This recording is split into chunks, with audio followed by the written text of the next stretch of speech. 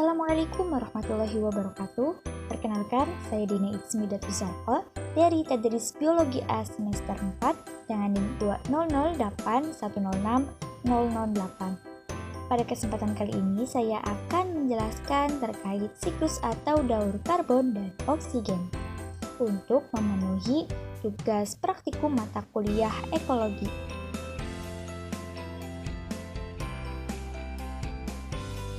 Oksigen yang kita hirup setiap saat merupakan hasil dari rangkaian proses yang disebut dengan siklus atau daur oksigen.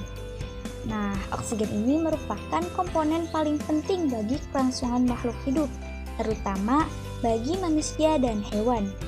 Oksigen ini terdapat dalam berbagai bentuk senyawa organik dan merupakan syarat yang wajib terpenuhi di atmosfer sebagai penyusun dari kehidupan.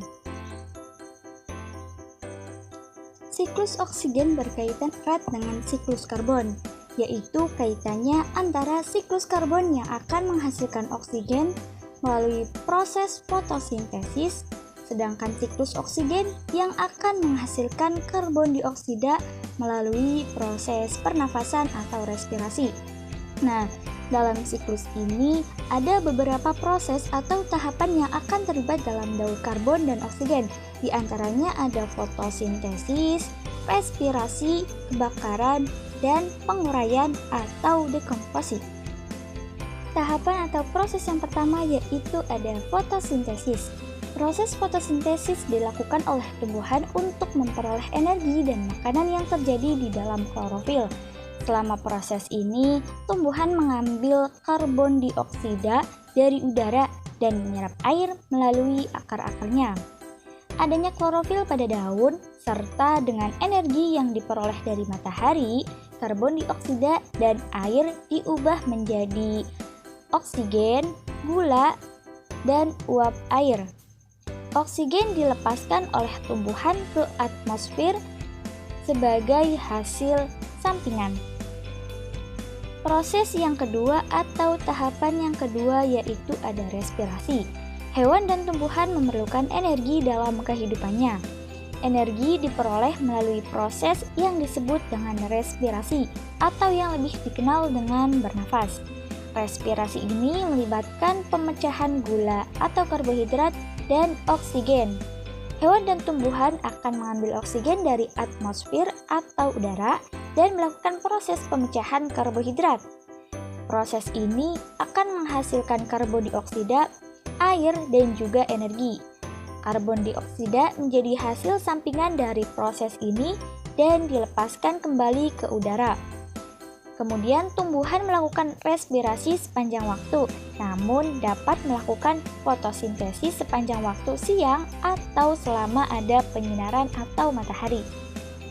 Tahapan yang ketiga yaitu ada kebakaran. Nah, tahap yang ketiga ini, proses kebakaran dalam muncul secara alami di alam. Contohnya seperti erupsi pada Gunung Merapi. Dalam peristiwa ini, karbon dioksida akan dilepaskan ke atmosfer.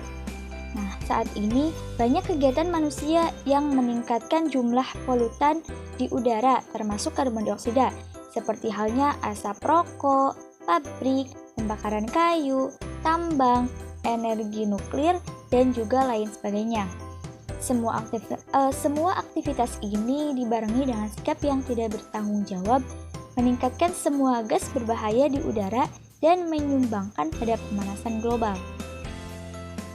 Kemudian tahapan yang terakhir yaitu ada dekomposisi. Dekomposisi ini terjadi pada organisme yang telah mati, dari organisme uniseluler hingga multiseluler yang kompleks. Dekomposisi ini terdiri atas serangga, jamur, dan bakteri. Dekomposisi artinya pemecahan komponen seluler dari organisme atau bagian organisme yang telah mati menjadi unsur dasarnya. Nah, unsur ini termasuk di dalamnya adalah air, kalsium, nitrogen, karbon, dan oksigen. Dekomposer membantu melepaskan oksigen dan karbon dioksida ke udara sebagai hasil sampingan atas proses metabolismenya. Jika disederhanakan, Maka sejak fotosintesis tumbuhan telah terjadi daur oksigen dan karbon, di mana tumbuhan menghasilkan karbohidrat sehingga karbon tersimpan di dalam tubuh tumbuhan. Dan oksigen yang dihasilkan sebagai hasil sampingan dari proses ini akan dilepaskan ke atmosfer.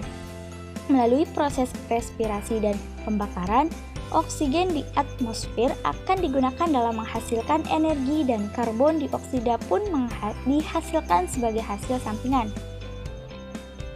Dengan adanya energi dari sinar matahari dan air dari tanah, tumbuhan kembali menyerap karbon dioksida dan menghasilkan karbohidrat serta melepaskan oksigen kembali ke atmosfer. Sementara proses dekomposisi akan membantu melepas baik karbon dan oksigen kembali ke udara. Sekian penjelasan dari saya, kurang lebihnya mohon maaf. Wallahul muwaffiq ila aqwamit thoriq. Wassalamualaikum warahmatullahi wabarakatuh.